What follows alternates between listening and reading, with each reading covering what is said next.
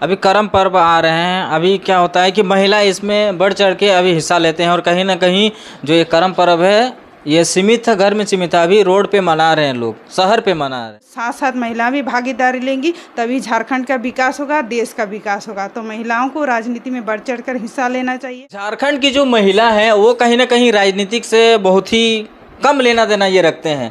तो आप एक महिला होके जो आगे आ रहे हैं, विधानसभा चुनाव लड़ने जा रहे हैं, तो आप किस तरह से महिला को ये राजनीतिक में जोड़िएगा, किस तरह से क्या कुछ कीजिएगा? महिला के बारे में क्या सोचते हैं आप, क्या विचार है क्या?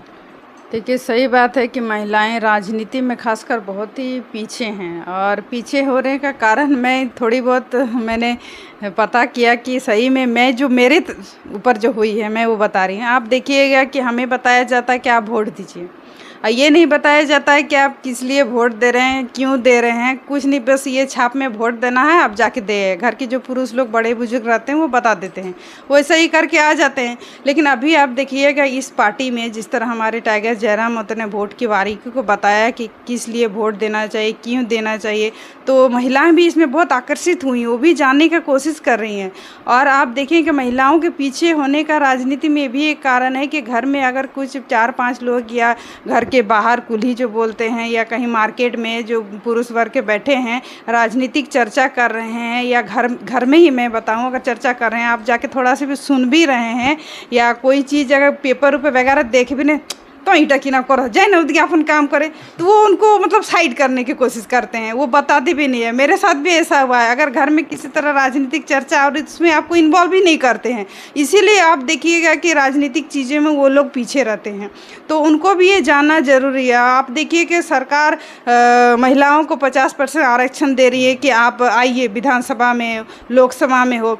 तो अगर महिलाएं राजनीति में एक्टिव ही नहीं रहेंगी तो वो आएंगी कैसे? इसीलिए राजनीति को भी समझना बहुत ही ज़रूरी है। खासकर पुरुष वर्ग के लोगों को मैं बोलना चाहूँगी कि अब राजनीति को समझाने की कोशिश कीजिए। अगर वो जानने की कोशिश कर रहे हैं तो उन्हें प्रयास किया जाए कि वो किस तरह से समझे। और जहाँ तक बोला जाता है कि हाँ पुरुष वर्ग ही अगर आगे आ जाएंगे तो राजनीति का विकास होगा, या झारखंड का विकास होगा, या देश का विकास होगा। लेकिन मेरा मानना है कि जब तक महिलाएं साथ साथ भागीदारी किसी भी चीज़ में नहीं लेंगी तो कोई भी विकास असंभव है। और हर चीज़ में अगर महिलाएं पुरुष साथ साथ महिला भी भागीदारी लेंगी तभी झारखंड का विकास होगा, देश का विकास होगा। तो महिलाओं को राजनीति में बढ़ चढ़ कर हिस्सा लेना चाहिए। और जहाँ तक महिलाएं पीछे रहने का और भी कारण है कि हमारी जो नीचे कास्ट की जो महिलाएं हैं जो आर्थिक रूप से संपन्न नहीं हैं, वो लोग राजनीति में ज़्यादा नहीं जानने की कोशिश करते हैं, क्योंकि उनके पास उतना समय भी नहीं रहता है। बस अपनी घर परिवार और आर्थिक चीज़ को सपोर्ट करने के लिए, व्यवसाय के लिए, छोटे छोटे खेती कृषक जो किसान रहते हैं वो घर परिवार में ही मतलब सिमटे रहते हैं। और आर्थिक रूप से देखिएगा जो संपन्न है, उच्च जाति की जो महिलाएं हैं वो सब चीज़ जानने की कोशिश करती हैं। तो ये सब चीज़ें हैं। तो हम लोगों को मतलब यही जानना समझना चाहिए, महिलाओं को भी ये भी दिशा निर्देश देना चाहिए कि हाँ आप लोग भी जानने की कोशिश कीजिए। तो खासकर घर के पुरुष जो रहते हैं उनको भी समझाना चाहिए कि नहीं, महिलाओं को इसमें जो भी चीज़ वो जानने का इच्छुक है उन्हें बताना चाहिए। इसीलिए आप देख रहे हैं कि महिलाएं बहुत ही पीछे रहती हैं, उनको हर चीज़ की जानकारी ही नहीं दिया जाता है। तो मैं खासकर यही विनती करना चाहती हूँ कि मैं अगर आप कोई कदम आगे बढ़ाना चाहते हैं, सिर्फ आपके अकेले एक कदम से नहीं वो चीज़ विकास होगा। आप महिलाओं को भी उस चीज़ में भागीदारी दीजिए, महिलाओं को भी बढ़ चढ़ कर हिस्सा लेने दीजिए, तभी दोनों आगे आएंगे, तभी विकास संभव है। अभी कर्म पर्व आ रहे हैं। अभी क्या होता है कि महिला इसमें बढ़ चढ़ के अभी हिस्सा लेते हैं और कहीं ना कहीं जो ये कर्म पर्व है ये सीमित था, घर में सीमित था। अभी रोड पे मना रहे हैं लोग, शहर पे मना रहे हैं जी। और एक चीज़ संस्कृति के प्रति आप देख रहे हैं कि महिलाएं जो संस्कृति वो बचा के रखी है।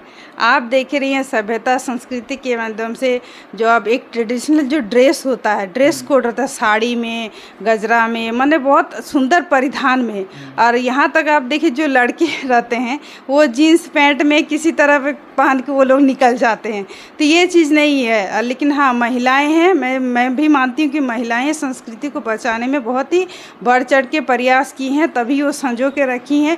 तो आपको भी ये मानना होगा कि संस्कृति सभ्यता ऐसी चीज़ है जो धरोहर है हमारी, उस धरोहर को बचाना आपका कर्तव्य बनता है, उस धरोहर को बचाना चाहिए। आप देखिए कि किसी घर की अगर छत टूट रही है तो आप अगर उस चीज़ को आपके घर के सदस्य ही बचा सकते हैं, ना कि दूसरे के घर वाले आपको रिपेयरिंग करेंगे। तो अपनी धरोहर, अपनी संस्कृति जो है आप खुद बचाने की कोशिश कीजिए, तभी आप दूसरों की मदद कर सकते हैं, दूसरे आपकी कर सकते हैं।